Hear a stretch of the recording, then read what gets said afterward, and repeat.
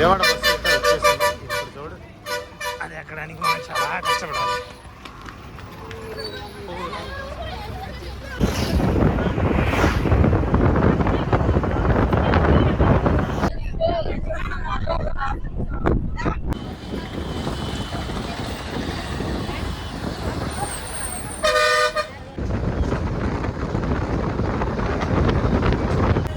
Hi మామ, ఇప్పుడైతే మనం వినుకొండ బస్ స్టాండ్లో ఉన్నాం.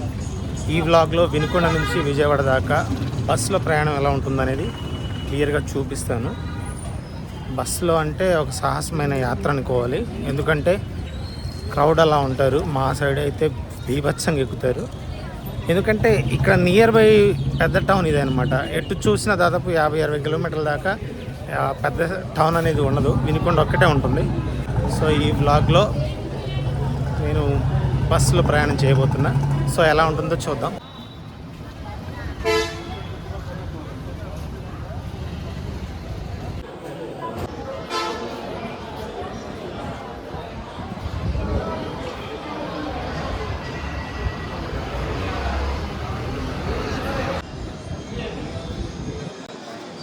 ధన్విక ట్రా బాబాయ్, ఎత్తుకు బాబాయ్ ఆ పాపని. మాట వినట్లేదు అసలు. వస్తావా రావా? ట్రా చిన్ని తల్లి. అర్రే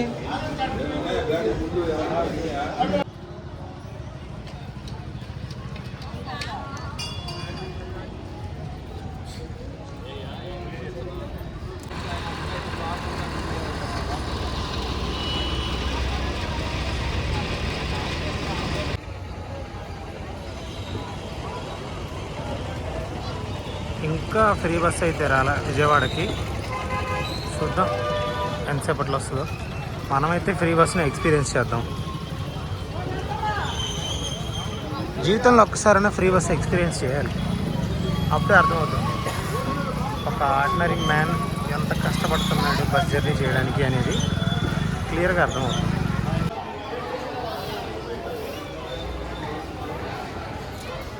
లేడీస్ అయితే అందరూ అంతే ఉన్నారు, వెయిట్ చేస్తూ ఫ్రీ బస్ ఎప్పుడు వస్తుందా, ఎక్కి తొందరగా వెళదామని.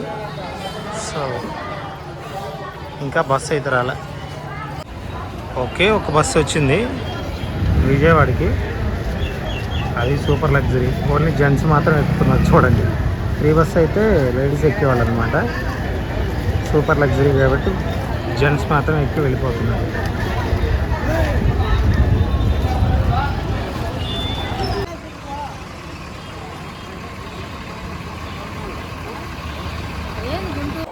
చాలాసేపటి నుంచి అయితే బస్ కోసం వెయిట్ చేస్తున్నాం, ఇంకా రాలే. చూద్దాం. క్రౌడ్ అయితే ఫుల్ ఉన్నారు. మన బస్ ఎక్కడం అంత ఈజీ అయితే కాదు.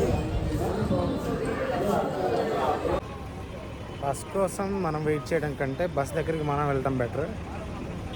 లోపల డిపో నుంచి బస్సు వస్తుంది, ఇక్కడే కాచుకొని డైరెక్ట్గా ఎక్కేయాలన్నట్టు. లేకపోతే అక్కడ చాలా కష్టం. విజయవాడ బస్సు అయితే వచ్చేసింది. ఇప్పుడు చూడు, అది ఎక్కడానికి మనం చాలా కష్టపడాలి.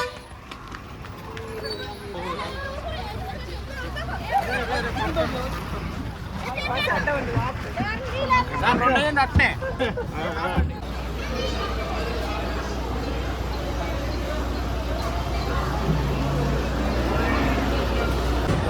అంత కష్టపడి పరిగెత్తినా మనకు సీట్ దొరకలేదు. కాంపిటీషన్ ఎలా ఉందో అర్థం చేసుకుంటాం. మొత్తం ఆడవాళ్ళు, వాళ్ళని మనం తోసుకుంటూ వెళ్ళలేము. ఏమని అనుకుంటారేమో అని అదొక ఇది. ఫుల్ అయిపోయింది బస్సు, ఒక్క నిమిషం గ్యాప్ అంతే. అప్పటికే బస్సు రాగానే పరిగెత్తుకుంటూ వెళ్ళాను. నేను బ్లాగ్ తీస్తున్నా కాబట్టి ఫోన్ పోయిద్దామన్న అదొక టెన్షన్.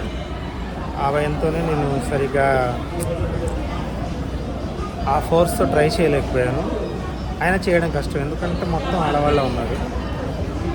వాళ్ళని తోసుకుంటూ వెళ్ళలేం కాబట్టి బస్సు అయితే కష్టమే. నెక్స్ట్ బస్సు వచ్చిందాక ఎదురు చూడటమే.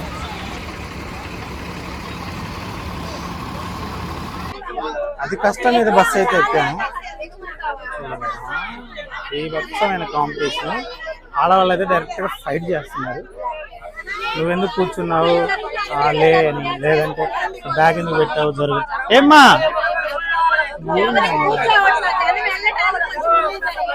సరే సరే ఓకే. అందుకే ఫ్రీ బస్ ఎక్స్పీరియన్స్ చేయమని చెప్పేది. చూడండి కాంపిటీషన్ ఎలా ఉన్నా.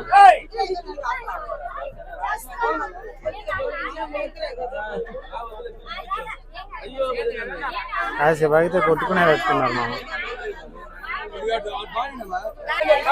ఆవిడ బస్ ఎక్కిందో లేదో డౌట్. డబ్బులు ఇచ్చి కూర్చున్నా కానీ నీకు అర్హత లేదన్నట్టు ఒక ఆవిడ వచ్చేసి ఏంటా నువ్వు ఇక్కడ కూర్చున్నావులే మేము కూర్చోవాలని చెప్పి బెదిరిస్తుంది. ఏం చేస్తాం రా దేవుడా, ఆడవాళ్ళ రాజ్యం అంటారు కదా, అంతేనేమో. అతి కష్టం మీద మా ఆవిడ కూడా పాపం తీసుకొని పైకి ఎక్కేసింది. అక్కడ నుంచి నా దగ్గరికి రావడానికి కూడా పెద్ద టాస్కే తనకి. అది వచ్చి సైలెంట్గా నుంచొని ఉంది పాపం. నా దగ్గరికి వచ్చి కూర్చోడానికి కూడా ఖాళీ లేదు. అందరు ఎక్కడికక్కడ సర్దుకున్నారు. నేనైతే ప్రశాంతంగా కూర్చున్నా విండో సీట్. ఎందుకంటే వ్లాగ్ తీయాలి కాబట్టి, ఈ ఏరియా లొకేషన్స్ అంతా మీకు చూపించాలి కాబట్టి ఇక్కడ కూర్చున్నా.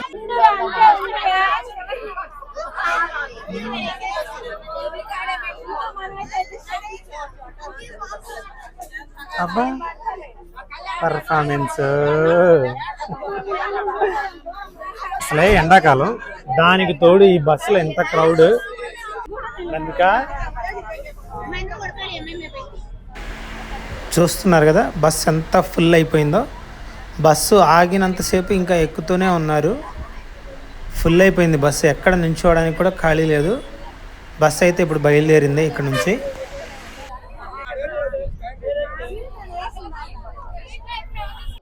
అందరి చేతుల్లో అయితే ఆధార్ కార్డు పట్టుకొని రెడీగా ఉన్నారు ఫ్రీ టికెట్ల కోసం. ఏం చేస్తాం, మనకు ఆ అదృష్టం లేకపోయా.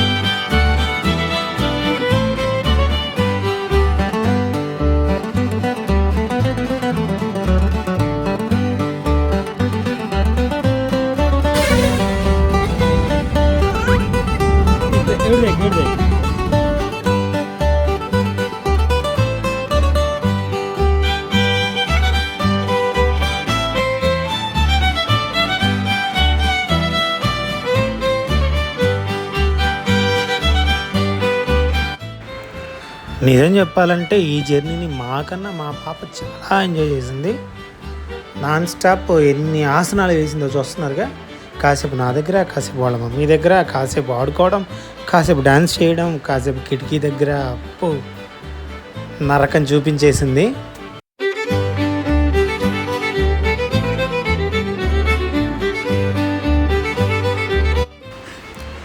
ఇదేనండి గుంటూరు బస్ స్టేషన్.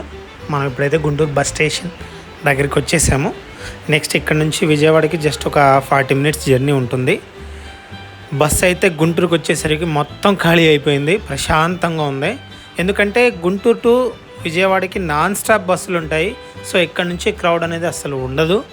ఏ బస్సు అయినా ఇక్కడికి వచ్చేసరికి ఫ్రీ అయిపోతారనమాట.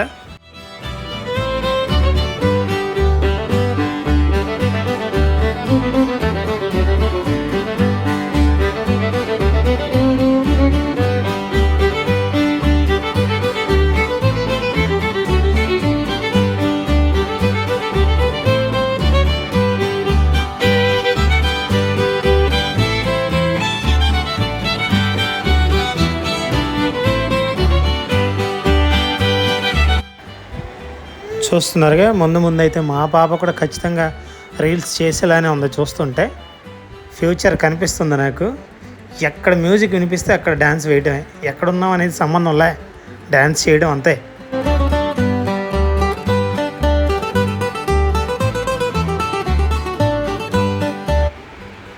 మొత్తానికి విజయవాడ ప్రకాశం బ్యారేజ్ దగ్గరికి అయితే వచ్చేసాం. ఈ బ్రిడ్జి దాదాపు 1.5 కిలోమీటర్ ఉంటుంది.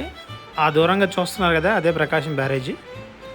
వాటర్ లేదు కాబట్టి మనకు అలా కనిపిస్తుంది, కానీ వాటర్ ఉన్నప్పుడైతే వ్యూ అద్దరిపోతుంది అనమాట. మీరు ఎప్పుడైనా ఈ బ్రిడ్జి మీద జర్నీ చేశారా? చేస్తే కింద కామెంట్ చేయండి.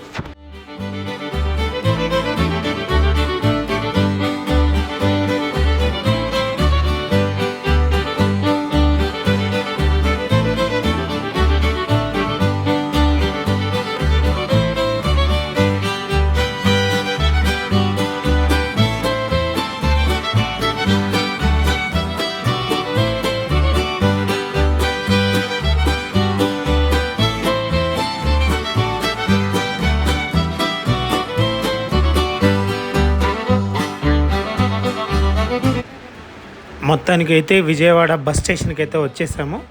ఇది ఆసియాలోని అతిపెద్ద బస్ స్టాండ్ అనమాట. ఎంత పెద్దదో అంటే చుట్టూ తిరగడానికి చాలా టైం పడుతుంది, అంత పెద్దది. మీరు చూసి ఉంటే కింద కామెంట్ చేయండి. అండ్ మా లొకేషన్కి అయితే వచ్చేసాము, చూస్తున్నారు కదా. సో ఇక్కడ మేము ఏదైనా తినేసేసి ఇక్కడ నుంచి బయలుదేరి మా ప్లేస్కి వెళ్ళిపోతాం అనమాట.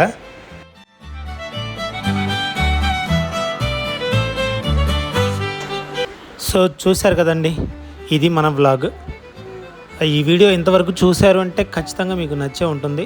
సో కొత్తగా ఎవరైతే నా ఛానల్ చూస్తున్నారో ప్లీజ్ సబ్స్క్రైబ్ చేయండి అండ్ బెల్ ఐకాన్ని క్లిక్ చేయండి. నాకు మీ సపోర్ట్ని ఇలాగే అందిస్తూ ఉండండి. సో కొత్తగా ఎవరికి విజయవాడ బస్ స్టేషన్ ఆసియాలోనే అతిపెద్ద బస్ స్టేషన్ అని కొత్తగా ఎవరికైతే తెలిసిందో వాళ్ళు కింద కామెంట్ చేయండి. అండ్ ఇలాగే నా వీడియోస్ని చూస్తూ నన్ను ఎంకరేజ్ చేస్తారని ఆశిస్తూ త్వరలో ఇంకా మంచి మంచి వీడియోస్ అవి చేస్తానని చెప్పేసి మీ ముందుకు వస్తానని చెప్పి మాటిస్తున్నాను. Thank you so much each and every one. Thank you. Bye.